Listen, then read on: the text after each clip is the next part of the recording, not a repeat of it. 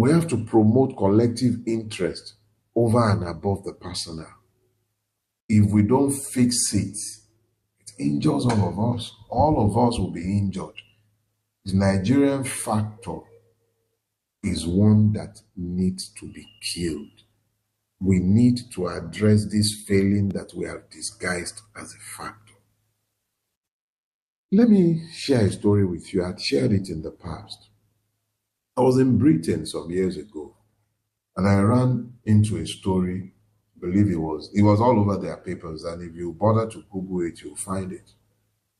A man who had retired as a brigadier general was recalled from retirement by the British Army, and he was court-martialed for corrupt practice. He was convicted by the court-martial, and he was stripped of his ranks and sent to prison.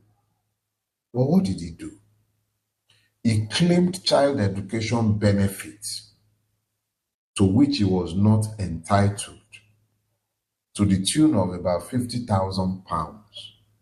And on account of this, he was stripped of his rank, sent to prison, and ordered to pay back the money.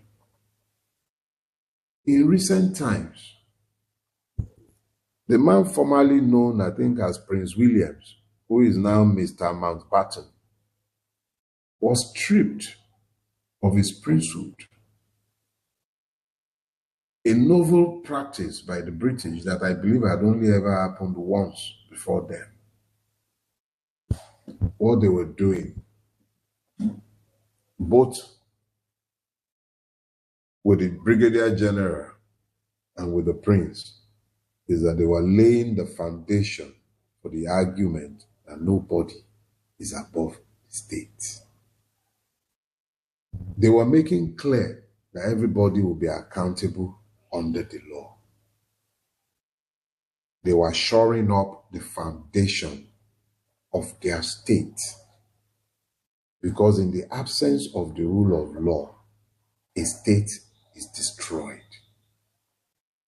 Yorubas will say, "Ìlú tí ò sófin, ẹ̀ṣẹ̀ ò sí ńbẹ̀." When you translate that, it is saying that a town without laws has no crime. But that would not be the true translation or interpretation of that proverb. The Yorubas are incapable of envisaging a place that is devoid of laws. So they were not talking about the absence of laws. They were talking about the absence of the rule of law. They were talking about places governed by impunity. Nigeria is one of such. It is the absence of criminality to those who are covered by the powers of impunity, so they may steal as they care. Yaya Bello being a case in point. El Rufai, the short one, being another case in point. It took El Rufai losing the powers of impunity to put him in prison and to ensure that he can never meet his bail condition for as long as Tinubu desires that he remains in prison. Yeye Bello is walking around because he still retains the cover of the powers of impunity. Remember what Oshiomhole told you. Come to us and your sins are forgiven. I guess the converse is leave us and your sins are remembered. That is the Nigerian factor right there. The capacity to deploy impunity and deploy impunity in governance of a state. That is the Nigerian factor. But there is the Nigerian spirit, which must never be confused with the Nigerian factor. The Nigerian spirit is the one that says, I can do all things, even when the state has failed me. I can do. That I can do spirit is why when you look at the World Cup today, You'll find a team of Nigerians playing for foreign teams, and you'll still be able to name a substitute bench and have a world beater. That is the Nigerian spirit. The Nigerian spirit is the one that crosses the Sahara, crosses the Mediterranean in escape from this madness. That is the Nigerian spirit. The Nigerian spirit is the one that stands up everywhere, anywhere in the world, and they know immediately that that nigger is a Nigerian. You don't monkey with him. That is the Nigerian spirit, the indomitable spirit that has walked and survived the madness of the country that we have built. But if that Nigerian spirit does not kill the Nigerian factor, the Nigerian state will die as it is currently dying from 1,000 cuts made by all of us as we solidify the Nigerian factor. The multiple ways and manner in which we have helped to erect this country that is built on impunity, it will not be saved until the Nigerian spirit overcomes the Nigerian factor.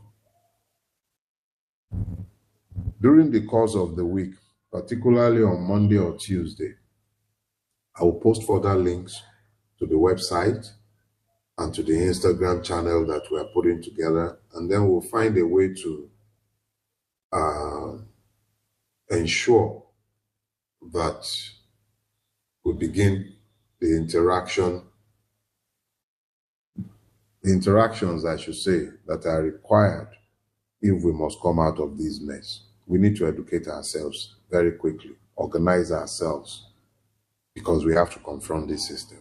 The Nigerian spirit must be awakened to confront the Nigerian factor, because without doing so, the Nigerian state will die, and a lot of us will equally die with it. I don't want that.